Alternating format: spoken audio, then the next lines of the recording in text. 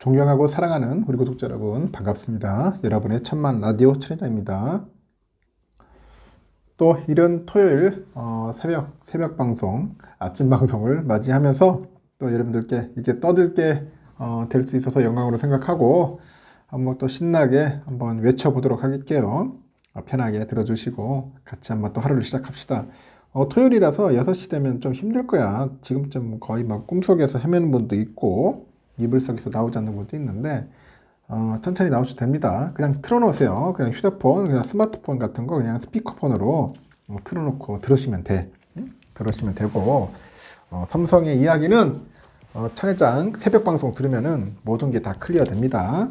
꾸준하게 듣다 보면 여러분들에게 피가 되고 살이 되고 영양분이 될 겁니다. 같이 하나씩 알아보고 삼성에 대해서 살펴보면 좋을 것 같아요. 그래야지 여러분들 내공도 쌓이고 멘탈도 커지는 겁니다.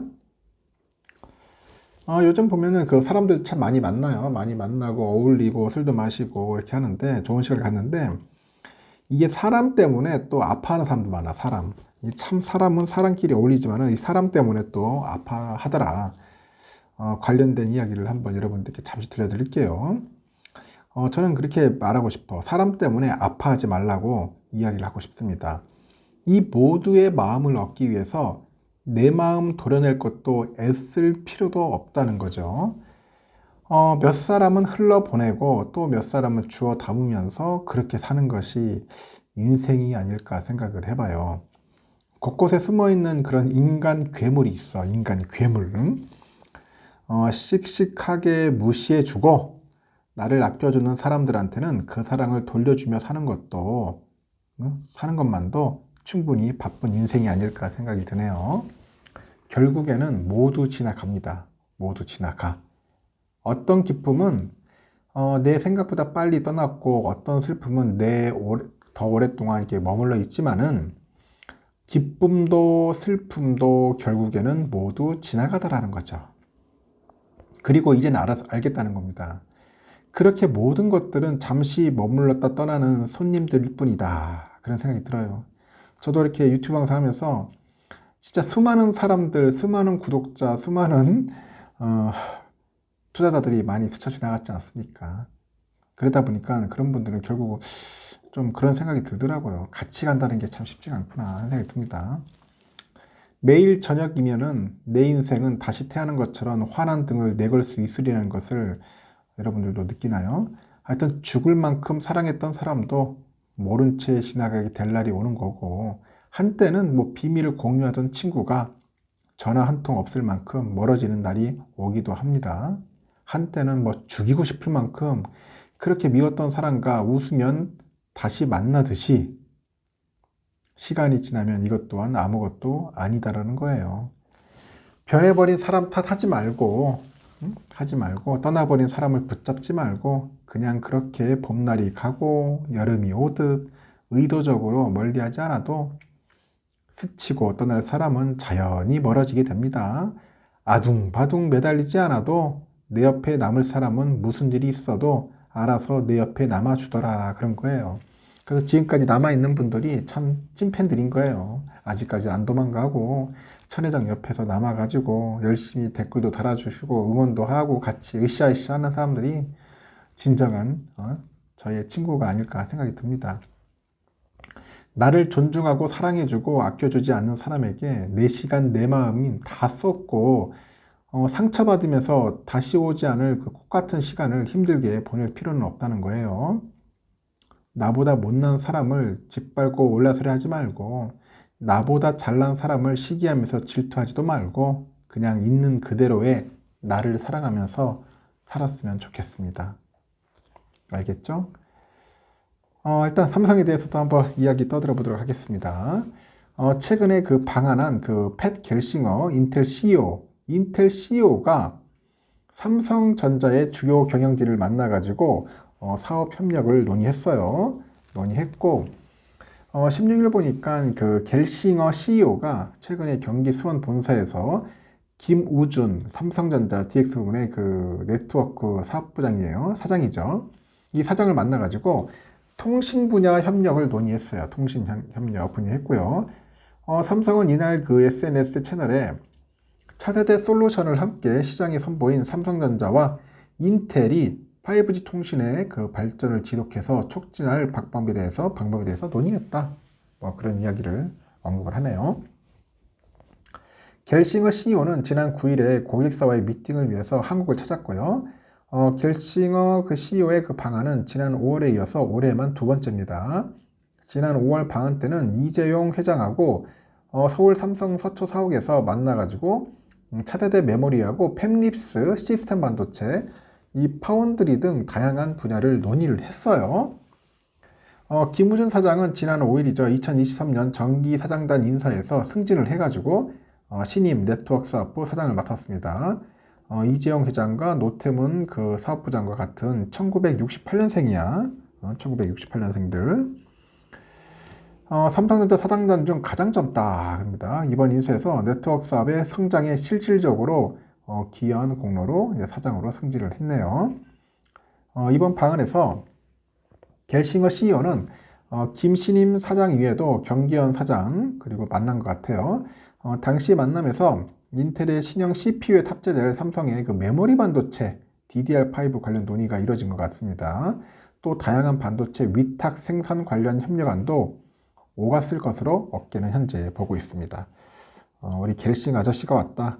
여러분들 잘 참고하시고 앞으로 좋은 일이 있을 것 같습니다. 이재용 삼성전자 회장은 여러분들 아시다시피 삼성그룹 오너의 3세예요. 3세. 3세고 이건희 그 전 회장의 뒤를 이어서 삼성그룹 경영을 총괄하고 있죠. 이분 보니까 서울대 나왔어. 그래도 서울대 그 동양사학과를 졸업한 뒤에 일본 게이오대를 졸업했죠. 게이오 대학은 그 대학원이에요. 경영대학원. 여기서 경영학 석사 학위를 받았고 미국의 하버드대 또 경영대학원에서 경영학 박사 과정을 수료를 했어요. 1991년 그 삼성전자의 총무그룹 부장으로 이제 입사한 뒤에 경영기획팀, 경영 전략 담당 상무와 전무, 그리고 최고 운영 책임자 CEO죠.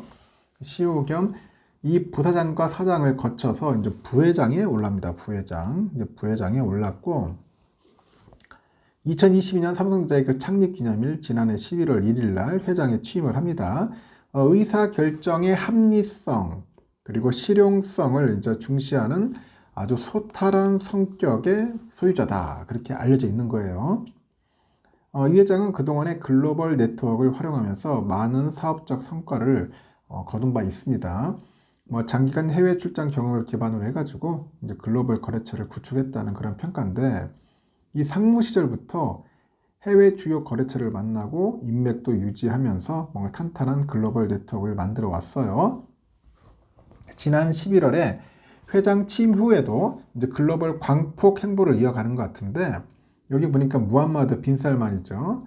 이 사우디 왕세자를 비롯해서 마크 리터 네덜란드 총리, 페드로 산체스 스페인 총리 이런 사람들을 만나요. 글로벌 인사를 만나가지고 잇따라 이제 업무적인 협의를 했겠죠. 이 회장이 이처럼 다양한 글로벌 네트워크를 갖출 수 있었던 데는 특유의 친화력이 있어. 특유의 친화력. 결국은 그 좋은 성격이 긍정적인 영향을 미친 것이다. 그렇게 보면 됩니다. 특히 이 회장의 강력한 글로벌 네트워크는 지금처럼 글로벌 경제 위기가 확산되는 시기에 더욱 유용할 것으로 이제 기대를 모으는 것 같아요.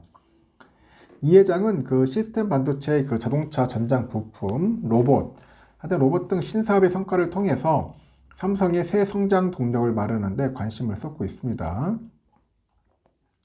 우선 그 반도체, 인공지능하고 차세대 통신 등 그 미래 신사업을 중심으로 R&D에 매진할 계획이에요. 그래서 이 회장은 특히 삼성의 차별화된 그 기술력으로 반도체 초강대국 달성을 주도해서 국가 경제 발전에 기여하는 데도 힘쓰고 있습니다. 4차 산업혁명의 핵심 기반 기술인 반도체 산업에서 한국 반도체가 한국 경제의 성장판 역할을 지속할 수 있도록 지원하는 의미도 있습니다. 이와 함께 미래 산업 경쟁력을 그 좌우하는 AI하고 차세대 통신 등 그 신성장 그 정보기술 IT 분야에서 R&D에 집중하고 있는데 AI하고 차세대 통신은 4차 산업혁명의 핵심 기술로 산업, 사회, 경제 전반의 혁신과 고도화에 기여할 것으로 기대를 모으는데 대표적으로는 AI 글로벌 R&D 역량 확보, 그 기반 생태계 구축 자원에 힘쓰고 있어요. 전 세계 7개 지역이죠. 7개 지역. 어디냐? 서울, 미국 실리콘밸리, 뉴욕, 영국 캠브리지, 캐나다 토론토, 몬트리올, 러시아 모스크바. 이렇게 7개 지역의 글로벌 AI 센터를 통해서 선행기술 연구에 나서는 한편에 인재 영입과 전문 인력 육성을 추진합니다. 그리고 삼성 미래기술 육성 사업을 통해 가지고 한국의 신진 연구자들의 혁신적인 AI 연구에 대한 지원도 확대하고 있어요. 이 회장은 지난 9월에 그 신환경 경영 전략을 선언을 했습니다. 선언을 해가지고 ESG죠. ESG 경영에도 고삐를 당기고 있습니다. 현재 초저전력인데 이 반도체 제품과 이 개발 등의 혁신 그 기술을 통해 가지고 기후 위기 극복에 동참하는 것 같아요. 기후 위기. 그리고 2050년에 탄소 중립을 달성한다는 목표인데 이 반도체랑 스마트폰, TV, 가전까지 이제 전자산업의 전 영역에서 제품을 그 직접 생산하는 삼성전자는 우리 세계에서 가장 많은 그 전력을 사용한다네요. 이거 엄청나네요. 그러니까 그래서 ICT 제조업이라고 하죠. Information and Communication Technologies. 그래서 ICT라는 것 같은데 하여튼 이렇다는 겁니다. 그래서 2030년 DX 부분부터 탄소 중립을 우선 달성하고요. 그 DS 부분을 포함한 전사는 2050년을 기본 목표 최대한 조기 달성 추진하려고 하는 것 같습니다. 그래서 이를 위해서 공정 가스 저감, 폐전자 제품 수거 및 재활용, 수자원 보존, 오염물질 최소화 등 환경 경영 과제에 2030년까지 총 7조 원 정도를 투자할 계획이라는 총 7조 원 이렇게 해가지고 삼성전자를 이끌어 갈 것 같아요. 그래서 간략하게 삼성에 대해서 여러분들에게 잠시 이야기를 해드린 겁니다. 그리고 또 삼성이 이제 생활가전의 그 전담 연구 조직을 이제 신설을 합니다. 생활가전. 글로벌 경기 침체 때문에 생활가전 사업부 실적 부진이 현재 지속되고 있는데 이런 가운데 그 신사업 발굴을 이제 승부수를 띄우는 거죠. 승부수를 현재 띄웠다. 혁신 제품을 통해서 사업을 선도하는 한편 기존에 없던 그런 새로운 수요를 창출해내겠다는 그런 구상이 있습니다. 심리를 얻기에 따르니까 삼성은 최근에 삼성 리서치 산하에 차세대 그 가전 연구팀을 신설을 했어요. 그래서 팀장은 이준현 생활가전사업부 선행개발팀장이 맡는데 한 관계자가 그래요. 추가 실무자는 현재 모집 중인 것으로 알려져 있다. 그래서 반도체에 다소 치중되어 온 R&D, 이 R&D 비용의 변화가 예상된다고 합니다. 이렇게 삼성 리서치 내 생활가전 담당 조직이 만들어진 것은 처음인데 삼성 리서치는 2017년 11월 출범한 그 글로벌 연구센터예요. 전 세계 16개 R&D 센터하고 7개 글로벌 AI 센터를 두고 있고 한 1만여 명의 직원이 인공지능하고 네트워크를 비롯해서 그 로봇 디스플레이, 그 지능형 장치 등 장치 솔루션을 연구하고 있어요. 그 생활가전 사업부 실적 그 제도화 발판 마련에 나섰다는 분석도 있는데 삼성은 그 생활가전 사업부 실적 부진이 계속되다 보니 이 조직 내 변화가 필요하다는 판단을 내린 것으로 전해졌습니다. 특히 경쟁사 대비했을 때 이 새로운 수요를 창출하는 혁신 제품 개발이 부족하는데 의견을 모은 것 같고요. 또 삼성은 최근에 그 자포스팅을 통해서 이 생활가전 사업부 인력 충원에도 나섰다는 점도 위기 극복을 위해서 변화를 꾀하는 것으로 해석이 되는 거예요. 회사는 지난주 DX 부문의 임직원을 대상으로 해서 생활가전 사업부 인력 모집을 공지했고 일시금으로 2천만 원 지급 등 파격적인 조건을 내걸어요. 삼성 관계자는 인력난 해소와 더불어서 다양한 임직원 역량을 생활가전 사업부에 접목하기 위한 판단이다. 그렇게 언급을 합니다. 그래서 삼성전자 생활가전 사업부는 그 코로나 그 유행에 따른 비대면 수요를 그 누린 이후에 아주 고전을 면치 못하고 있어요. 그 지난 몇 년은 비스포크 브랜드에 힘입어가지고 실적을 끌어올렸으나 올해는 그 비스코프 드럼 세탁기, 냉장고 이슈 발생에 또 소비시장 전반의 수요까지 떨어지면서 보니 상황이 좀 악화됐다. 그렇게 분석이 되고 있고 지난 10월에 생활가전 사업부를 이끌던 이재승 사장이 돌연 사임을 합니다. 이미 올 3분기까지 이제 매출과 영업이익 모두가 3분기 연속 하락세입니다. 그래서 3분기의 경우 그 VD죠. VD 부분을 포함해서 매출 한 14조 7,500억 정도, 영업이익은 2,500억을 기록했는데 지난해 동기 대비 매출이 늘긴 했으나 영업이익이 한 67%나 떨어졌어요. 통상 그 최고 실적을 쓰는 4분기에도 그 생활가전사업부 영업이익이 5천억대 됐거든요. 5천억대. 그렇게 불가할 것이라는 관측도 있습니다. 그렇게 썩 좋지 않다. 여러분들 참고하시면 될 것 같아요. 그래서 뭔가 변화를 좀 꿈꾸고 있는 것 같아요. 생활가전사업부. 그리고 또 M&A 관련된 이야기를 잠시 해보겠는데요. 일단은 삼성이 이제 이 M&A 성과를 내겠다고 약속한 기한이 어느덧 벌써 1년여 앞으로 다가옵니다. M&A 도대체 어떻게 한 거야, M&A? 나 궁금해 죽겠어. 그 작년 1월에 보니까 삼성전자 그 경영지원실장 사장이 최윤호 씨였죠. 최윤호. 이 최윤호 그 SDI 사장은 향후 3년 내에 의미 있는 그런 규모의 M&A를 추진하겠다 그렇게 밝혔지만은 뭐 이렇다 할 소식이 아직 들리지 않고 있습니다. 아직까지 없어. 총알은 충분해. 근데 삼성전자가 보유한 그 현금 자산은 128조 원 정도 된다고 합니다. 현금이 쌓이고 있다는 것은 재무 건전성 측면에서는 긍정적인데 미래를 향한 투자 행보에는 적극적이지 못했다는 그런 증거이기도 합니다. 돈만 쌓고 있다는 거지. 그래서 말하자면 일단은 양날의 검이야. 양날의 검. 결국 이재용 회장의 과감한 선택이 삼성전자의 미래를 바꿀 것으로 현재 보인다고 봅니다. 일단 삼성에 따르면은 그 올 3분기 말 회사의 현금 그리고 현금성 자산, 여기 현금성 자산에는 단기 금융상품하고 다 포함되어 있습니다. 그래서 128조 1622억 정도 되는가 봐요. 불과 5년 만에 한 2배 늘었어. 2배 늘었고 현재 오디오, 뭐 전장 이쪽 자회사인 하만을 80억 달러, 약 9조 원에 인수했죠. 9조 원에 인수한 뒤에 2017년 6월 말에는 53조 한 8,400억 정도 수준이에요. 물론 그 보유 현금이 100조 원이 넘어도 다 M&A는 쓸 수는 없어요. 그 리스크 관리를 위해서 어느 정도 현금을 보유하고 있어야겠죠.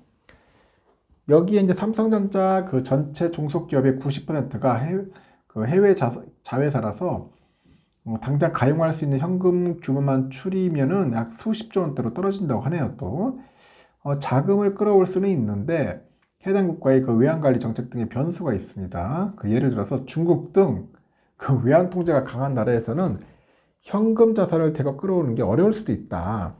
그 본사가 직접 보유한 현금은 한 31조 원 정도로 이제 추산이 되는 것 같아요. 하지만 미래를 위한 그 M&A는 필수적입니다. 그간 삼성전자가 반도체 사업 경쟁력을 강화하려면은 크로스 보더 빅딜을 해야 한다. 그런 지적이 꾸준히 나오고 있네요. 크로스 보더 이게 뭐냐 국경 간 거래겠죠. 회사도 이제 인수합병으로 덩치를 키우겠다는 의지를 숨기진 않았는데 실제로 올해 초에 한종희 부회장이 조만간 좋은 소식이 나올 것이다 이런 소리까지 했단 말이야. 그 M&A가 머지 않았음을 시사했는데 경영진이 이런 발언을 했다는 것은 실제 거래 직전까지 이야기 가지 않았냐 그런 게 방증이거든요. 근데 가장 유력한 M&A 후보로는 영국의 반도체 설계 기업 그 ARM이죠. 펜리스 거론됐지만 사실상 무산된 것 같아요. 이 ARM의 최대 주주인 손정희죠. 소프트뱅크 회장이 이 ARM의 몸값을 실제 가치보다 높게 제시했어요. 완전 배팅해버린 거야. 그러면 딜이 진척되지 않았다는 게 어깨에 도는 이야기고 제기한 관계자도 ARM은 삼성전자의 그 패밀리스 경쟁력을 끌어올릴 수 있는 매물로 평가됐으나 손 회장이 비싼 값을 고수해서 인수가 이루어지지 않은 것 같다. 그렇게 보는 것 같습니다. 그래서 그 ARM에 대한 그 공동 인수를 추진하기로 한 기업들의 뜻을 모아도 이 반독점 규제로 이 규제 당국 심사를 통과하기 쉽지 않은 점이 있어요. 그게 부담이야. 그래서 올해 원화 가치가 급락했던 것도 삼성의 발목을 잡았고 최근에 다른 그 인수 후보군이 거론되고 있는데 삼성전자가 과거 인수 의향을 드러냈던 미국의 플래시 메모리 업체 샌디스크하고 네덜란드 차량용 반도체 회사 NXP가 대표적입니다. 특히 NXP는 삼성전자의 그 하만과 시너지를 낼 수 있어서 관심이 좀 쏠리더라고요. 그래서 이재용 회장이 지난 6월에 유럽 출장 직후에 자동차 산업 변화를 언급을 해요. 그래서 전장 관련 사업 투자 의지를 내비친 바 있고, 과거에 삼성은 NXP하고 그 밸류에이션 격차를 좁히지 못해서 딜이 무산됐지만은 반도체 위기감을 반영하면은 과감한 투자를 할 수 있다는 그런 견해가 나옵니다. 그래서 이 회장이 그 M&A 전문가 영입과 조직 구축을 완비한 점도 이 같은 기대감을 높이는 요인 같아요.